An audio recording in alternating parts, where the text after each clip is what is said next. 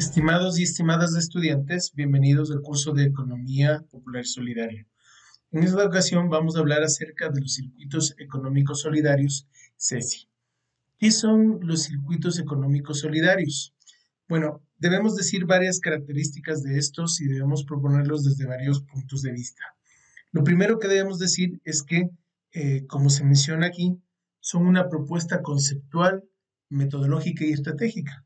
Es decir, son una propuesta de cómo organizar la economía popular solidaria desde sus actores económicos, sobre todo, que pueda darle marcha o que pueda hacerla funcionar. En este sentido, quiero referirme a este punto de manera particular.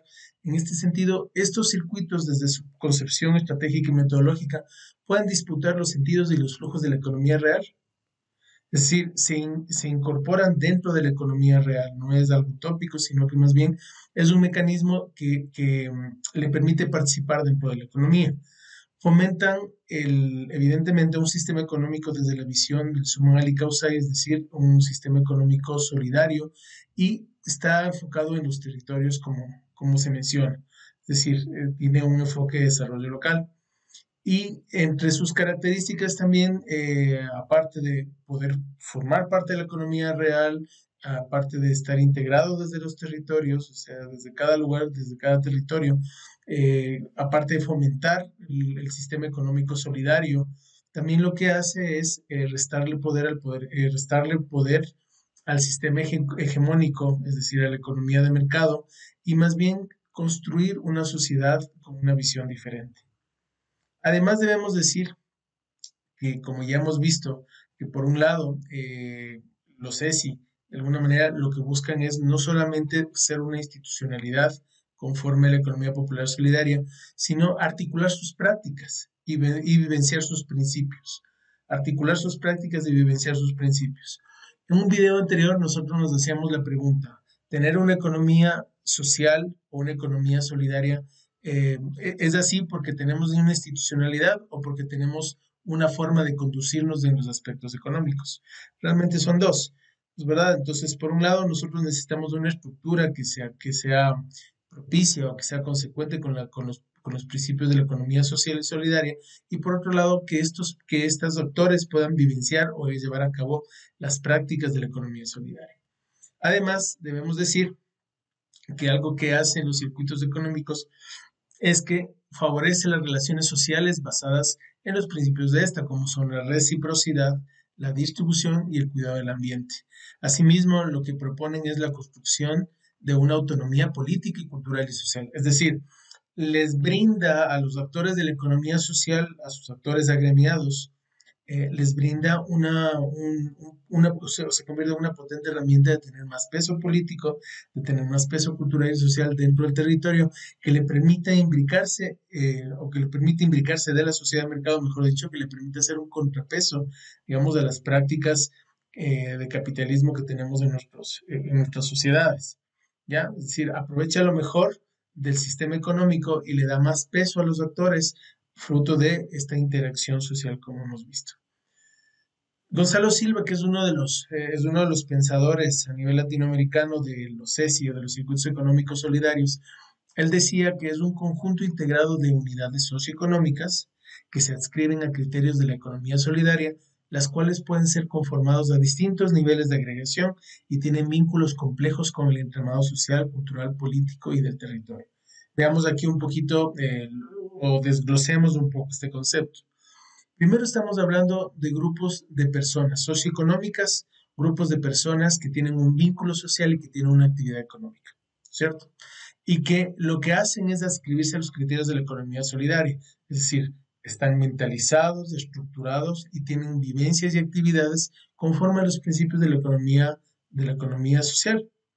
Y también me dice que estas pueden ser conformadas en distintos niveles de agremiación o de agregación. O sea, podemos tener una asociación local, podemos tener una asociación de segundo nivel a nivel provincial y la misma, ¿cierto? Una de tercer nivel, por ejemplo, a nivel país. Es decir, que no solamente se encuentra en una asociación en un lugar muy determinado, en un lugar muy determinado del territorio, sino que también puede tener una forma de agremiación mucho más amplia. Pongamos un ejemplo, la Asociación de Papicultores, eh, no me invento, de Cocotó, en una localidad o en una parroquia rural en Cocotó. Y esa asociación también pertenece a una asociación provincial y esa asociación provincial también forma parte, por ejemplo, de una confederación nacional de productores. A eso se refiere, es decir, que este tipo de asociatividad puede escalar a nivel, a nivel social, cultural y político dentro del territorio en muchos sentidos. Aquí en esta gráfica se nos muestra las diferentes, digamos, aristas, bueno, no tanto aristas, sino, digamos, enfoques o panoramas en los que puede intervenir de una u otra manera el- los circuitos económicos sociales. Entonces, por ejemplo, aquí me habla acerca del tema de la producción. O sea, en el ámbito de la producción, que quizá para nosotros lo más identificable, pero también puede ser a nivel de servicios de capacitación y de turismo o a nivel de salud o educación. Y también puede haber circuitos a nivel de las finanzas, como las finanzas dentro del territorio o una caja de ahorro, por ejemplo, pero también a nivel de lo que es comunicación y expresiones culturales. Asimismo, podrían haber circuitos que se enfoquen en lo que es el post-consumo o en el consumo. O también, por ejemplo, en el tema de, no sé, emprendeduría o cualquier otro de las áreas de la economía formal. Entonces, como nosotros miramos, no se dedica, o los círculos no pueden, los círculos económicos sociales, no necesariamente eh, se centran en una sola área, por ejemplo, la agricultura o la artesanía, sino que realmente pueden estar en cualquiera de las áreas de la economía, en cualquiera de las áreas de la producción, en cualquiera de las áreas donde hay algún tipo de actividad social económica, porque se pueden apegar muy bien a cada uno de estos. Ahora bien, dentro de la concepción de los circuitos económicos sociales, por lo menos se ha pensado en dos estrategias que permitan promoverlas desde los territorios. Y por un lado son los mercados solidarios y en segundo lugar el consumo solidario. Me habla de dos tipos de estrategias, los mercados solidarios y el consumo solidario.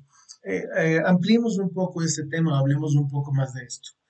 Quizá nosotros en la experiencia que tenemos aquí en el país, podríamos pensar que cuando estamos hablando de la promoción, el establecimiento de estrategias para promover desde los territorios la economía social, pensemos, por ejemplo, en las ferias solidarias, que son muchas de ellas organizadas por ciertas dependencias del Estado, ministerios de inclusión, ministerios de toda índole, que trabajan a nivel con programas sociales y lo que suele hacerse es que lo que arman, donde hay, por ejemplo, un mitin del Estado, donde hay alguna actividad del Estado, lo que se hacen es contratar unas carpas y se brinda un espacio para que aquellos actores de la economía social y solidaria que están inscritos en los programas del Estado tengan como un espacio para dejar, para mirar o una especie de vitrina de lo que producen y hacen.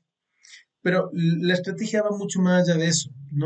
Cuando hablamos de mercados solidarios y consumo solidario, no solamente se refiere a un espacio físico, solo se refiere a una estrategia de promoción desde el Estado, en el que te pone carpas y bueno, uno va y mira los puestos y hay artesanías y hay ropa y hay ciertos temas de, no sé, de consumo, de arte o lo que sea.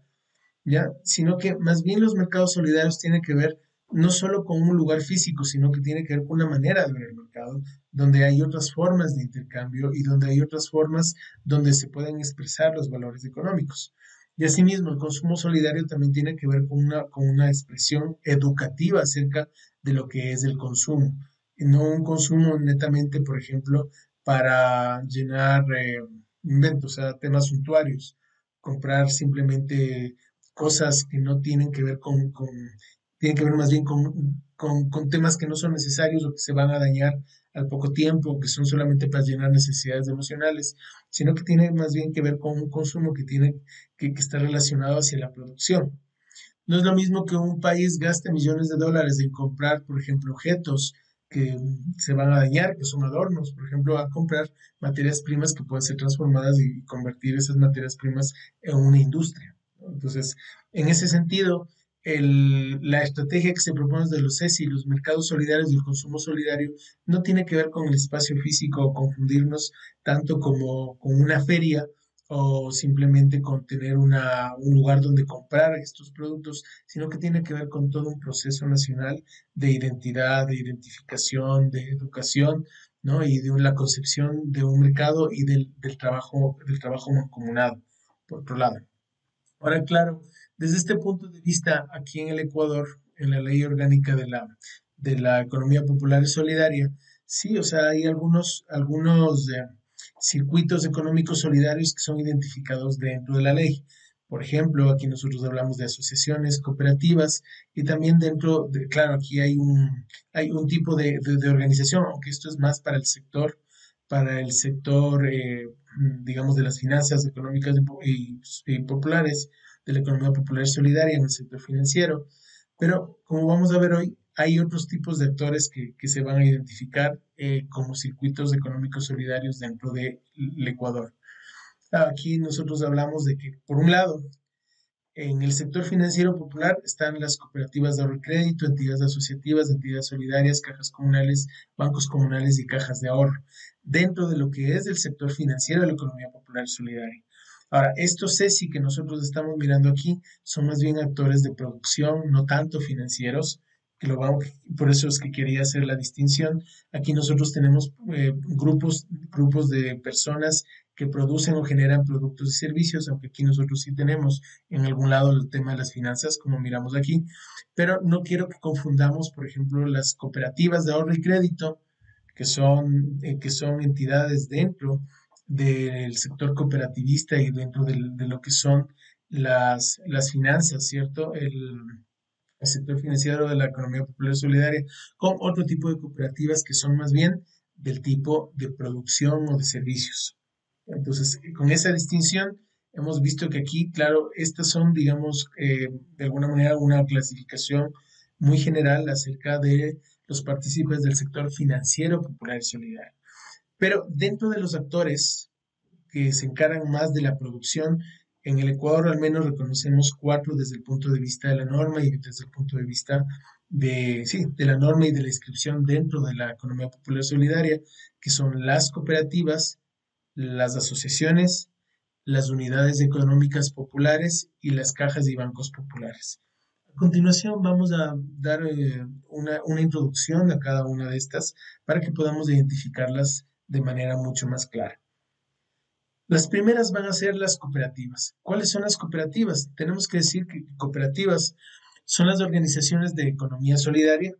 Estas se constituyen como una sociedad de derecho privado con finalidad social y fin de lucro. Hasta aquí no hay mucha diferencia con las demás. ¿No es verdad? Se organizan como economías solidarias, lo que quieren, por supuesto, eh, eh, son de derecho privado, es decir, de forma voluntaria y son las personas las que se organizan. Su finalidad social es sin fin de lucro. Ya vamos a hablar más de detalles al respecto, pero algo que es muy importante decir es que cómo se gestionan o cómo se alimentan cómo alimentan su gestión. Y, y lo que decimos es que son autogestionadas democráticamente por sus socios que unen sus aportaciones económicas, fuerza de trabajo y capacidad productiva de servicios.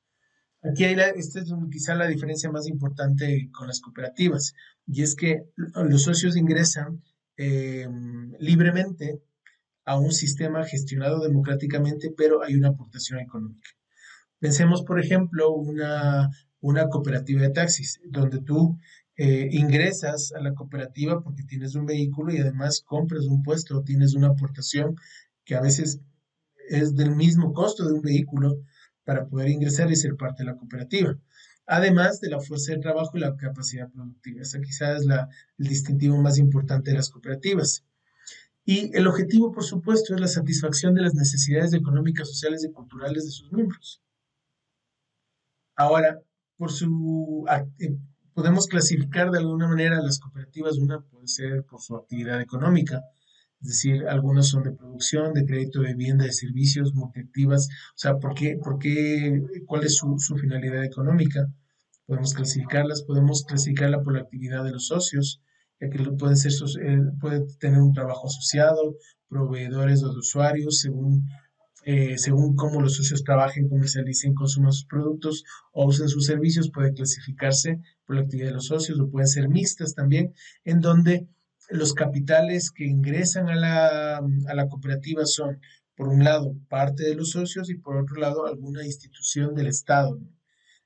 Por ejemplo, aquí es muy común que, sobre todo a nivel de gobierno subnacional o de gobiernos locales, la parroquia, por ejemplo, o quizá el cantón, el gobierno municipal, para llamarlo de alguna manera más generalizada, el gobierno municipal invierte unos recursos, por ejemplo, en una cooperativa de reciclaje, y los miembros de la cooperativa de reciclaje ponen su fuerza de trabajo, la técnica y su tiempo al servicio de esta empresa mixta. Por ejemplo, bueno, una empresa mixta de esta cooperativa mixta.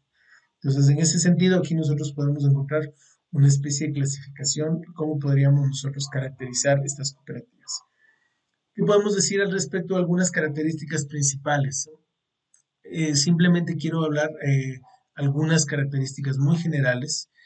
Primero, que hay aportaciones de capital social. Las aportaciones de capital social, es decir, las aportaciones y las ganancias se distribuyen de forma equitativa para sus miembros. Generalmente el objeto es desarrollar alguna actividad empresarial, ¿no? Las aportaciones generalmente son actividades de los cooperativistas y hay generalmente unas cuotas de ingreso periódica o aportaciones voluntarias, ¿no? Sí, por supuesto, hay el manejo de fondos especiales, hay también una organización interna, una democracia interna, que son los entes mandantes o directivos dentro de una cooperativa. Generalmente dentro de la estructura hay una forma de organización para permitir el voto, ¿no? Y a veces en el tema de socios hay un número máximo de socios o un número ilimitado de socios, pero ser socio tiene un costo generalmente.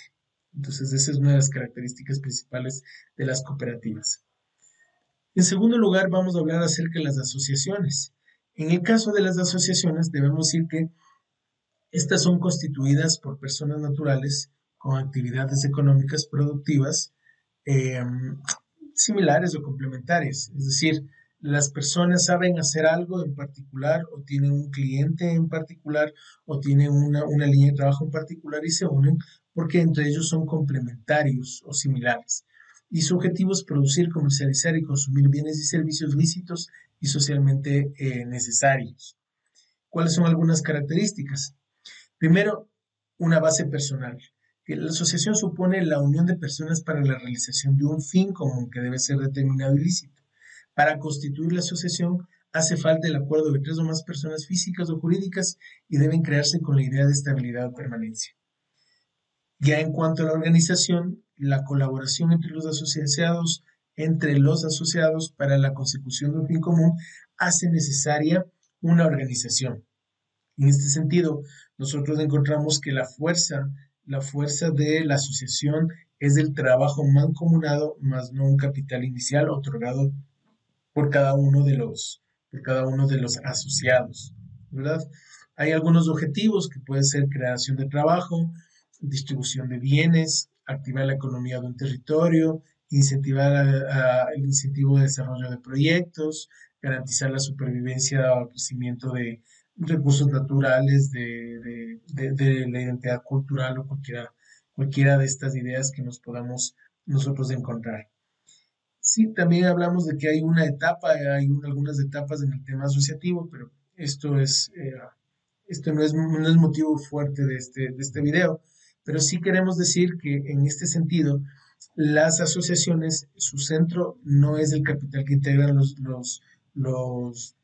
miembros, sino más bien la fuerza de trabajo y la organización. Muy bien. El tercero son las unidades económicas populares. Quizá este es uno de los temas que menos se conoce dentro de la economía popular solidaria. Quizá es el menos trabajado, por lo menos aquí en el Ecuador.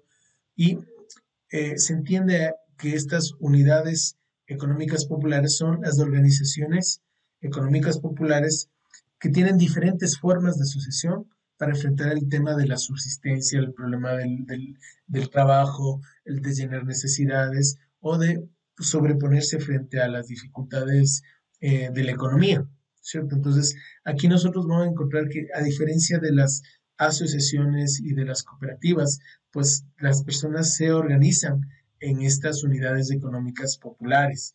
Y vamos a ver, por lo menos aquí en el Ecuador, vamos a hablar algunas de ellas. En el artículo 73 de la Ley Orgánica de Economía Popular Solidaria nos habla de estas unidades económicas populares y dice que son aquellas que se dedican a la economía del cuidado, los emprendimientos unipersonales, familiares, domésticos, comerciantes minoristas y talleres artesanales. Entonces, desde este punto de vista ya podríamos ir entendiendo a qué tipo de actividad económica. La economía del cuidado, emprendimientos unipersonales, familiares, domésticos, comerciantes minoristas y talleres artesanales, que realizan actividades económicas de producción, comercialización de bienes y prestación de servicios y que serán promovidas fomentando la asociación y la solidaridad. Aquí veamos algunos de estos, ¿no? Entonces aquí nosotros hablamos de la economía del cuidado. En nuestra normativa, la economía del cuidado, las personas implicadas en la economía del cuidado, son personas naturales que realizan exclusivamente actividades para la reproducción y sostenimiento de la vida de las personas, con relación a la preparación de alimentos, de cuidado humano y otros. Entonces, miremos, la economía de cuidado, ¿quiénes son? Por ejemplo, en el Ecuador tenemos servidores domésticos, ¿no? Tenemos personas que quizá cuidan ancianos, tenemos ese tipo de actividad económica es la que se circunscribe en la economía de cuidado. También tenemos los comerciantes minoristas. Entonces, bueno, la pregunta es, ¿quién es un comerciante minorista? Bueno, evidentemente es un comerciante no mayorista. Parece obvio, pero es un buen punto de partida para explicar. Un comerciante mayorista es una persona que importa sus suministros de otro país. Compra generalmente en el puerto, en grandes cantidades y claro, quizá con precios muy bajos, porque compra en volumen. Ese es un comerciante mayorista. El comerciante minorista es aquel que le compra al mayorista y vende al público, ¿no? Ese es un comerciante minorista. Ustedes encontrarán, por ejemplo, hablemos de algo muy sencillo. Yo estoy utilizando en este momento un micrófono con un soporte trípode. Este soporte hecho en plástico. Generalmente tú puedes salir cerca de las universidades o cerca de un lugar o un centro comercial y vas a encontrar que hay muchas personas que en la calle te venden, te venden estos trípodes o te venden los audífonos o te venden temas para tu celular y todo lo demás. La pregunta es, bueno, ¿a quién le compran esa gente? Esas personas de quién le compran que me pueden vender a mí. Esas personas le compran a un mayorista y me venden a mí como minorista, ¿cierto? Entonces, el comerciante minorista es la persona natural que de forma autónoma desarrolla un pequeño negocio de provisión de artículos y bienes de uso o de consumo y prestación de servicios. Ese es un comerciante minorista. También hablamos de los emprendimientos unipersonales, familiares y domésticos. Decimos que son personas o grupos de personas que realizan actividades económicas de producción, de comercialización de bienes o prestación de servicios en pequeña escala efectuados por trabajadores autónomos. Aquí nosotros podemos encontrar, por ejemplo, sí, o sea, podemos encontrar, por ejemplo, la tienda, podemos encontrar la papelería, podemos encontrar de alguna manera, ¿cierto? Una tiendita de abastos, etcétera. Podemos encontrar aquí. No necesariamente estamos hablando de personas que eh, tienen un local, pero sí tenemos que hablar de grupos de personas que realizan actividades económicas de producción, comercialización de bienes o prestación de servicios, ¿ya? Pero aquí estamos hablando que los comerciantes minoristas lo que es provisión de artículos, mientras que acá estamos hablando de actividades económicas de producción, comercialización de bienes y prestación de servicios a pequeña escala. Muy bien, entonces aquí es como diferente porque el minorista lo que hace es venderte cosas muy puntuales, ponía el ejemplo del trípode, y el emprendimiento unipersonal puede tener una variedad amplia, quizá más bien tema de alimentos, tema de otro tipo de necesidades. Y por último, hablamos de los artesanos. Y me refiere a la norma en el artículo 77 que el artesano es el trabajador manual, maestro de taller o artesano autónomo que desarrolla su actividad y trabajo personalmente. Aquí nosotros podemos encontrar en este caso cerrajeros, plomeros, mecánicos, etcétera, que dentro de lo que es la concepción de la economía popular solidaria eh, serían catalogados como artesanos. Muy bien. El número 4 son las cajas y bancos populares. Aquí tendríamos que hablar de lo siguiente. Primero, ¿qué son cajas y bancos comunales? Son organizaciones que se forman por voluntad de los socios con aportes económicos que en calidad de ahorros sirven para el otorgamiento de créditos a sus miembros dentro de los límites señalados por la superintendencia de conformidad con lo dispuesto con la presente ley. Estoy hablando de la ley de economía popular solidaria en el Ecuador. En este sentido, entonces, tenemos que decir que también las cajas y bancos comunales también son una especie de asociación. eh, Inician con el aporte monetario de sus miembros y lo que sirve es para, con esos aportes, poder brindar ¿cierto? Una inyección de capital, por ejemplo, a la actividad económica de sus miembros o de sus asociados o de las personas participantes. Hay que decir que en este sentido las cajas y bancos comunales están bajo la mirada de la superintendencia de bancos, ¿no? Entonces, y de la economía, de la superintendencia, perdón, de la economía popular y solidaria. Entonces, es importante decirlo, porque este tipo de organización ya debe cumplir obligaciones tributarias con el SRI o con el Servicio de Rentas Internas, tiene que tener obligaciones patronales con el IES para las personas que trabajan con ellos y también obligaciones y compromisos adquiridos en entidades públicas y privadas. Pero ¿cuál es el objetivo de los bancos? Primero, fortalecer el sistema financiero popular y solidario, ¿no? Fortalecer a las organizaciones que participan, ¿cierto? Y permitir el acceso hacia la banca pública de los actores de la economía popular y solidaria. Aquí hablamos, bueno, un poco acerca de cuáles son los mínimos de participantes para conformar y todo lo demás, pero quiero hablar un poco de lo siguiente.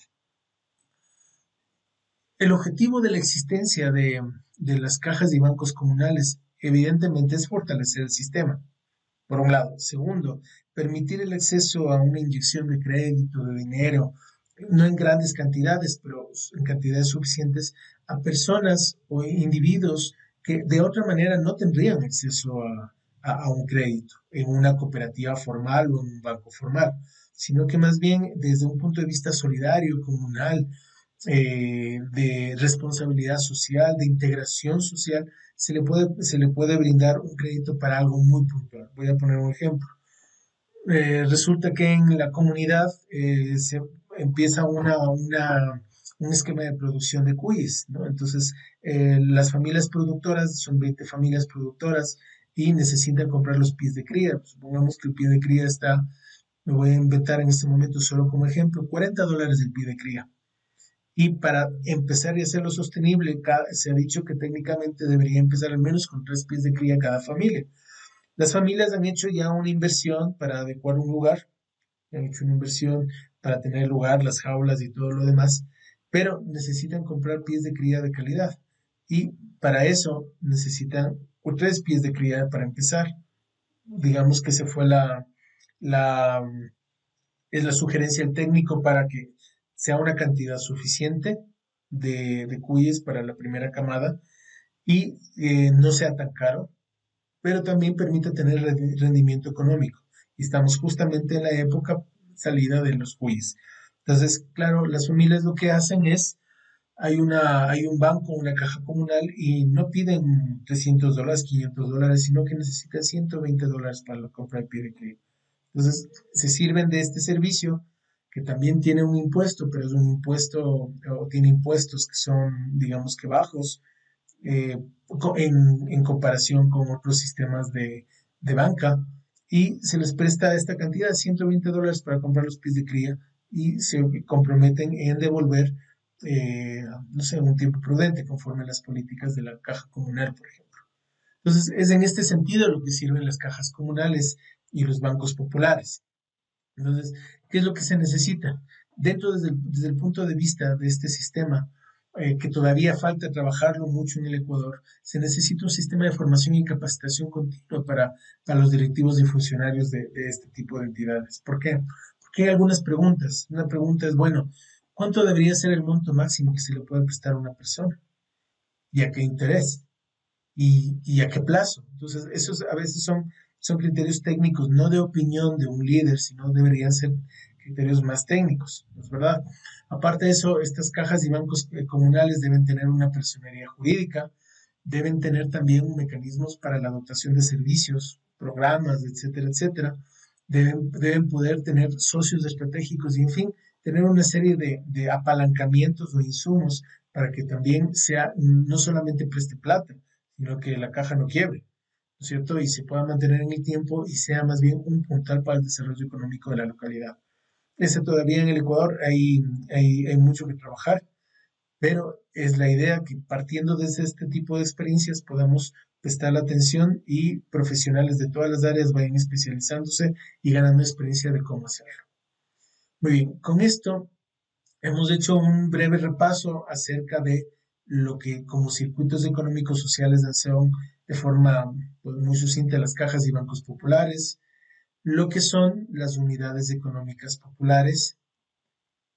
Hemos hablado acerca de las asociaciones y de las cooperativas dentro de lo que son los circuitos económicos sociales. Hemos hablado de que los circuitos económicos sociales se pueden diversificar hacia muchos espacios de gestión y que mientras más diversificados y mientras más profesionalizados se vuelvan, van a tener más éxito. Por supuesto, hay retos todavía que cumplir, por ejemplo, el tema del crédito, como hemos hablado, el tema del apalancamiento y también el tema de la comercialización. Recordemos que en economía no solamente es importante producir, más importante que producir es tener dónde vender.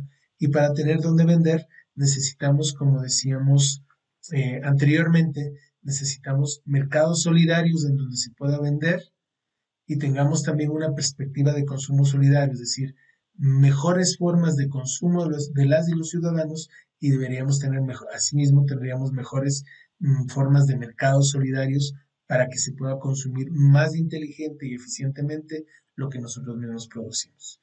Pues en este sentido agradezco su presencia y nos vemos pronto. Hasta luego.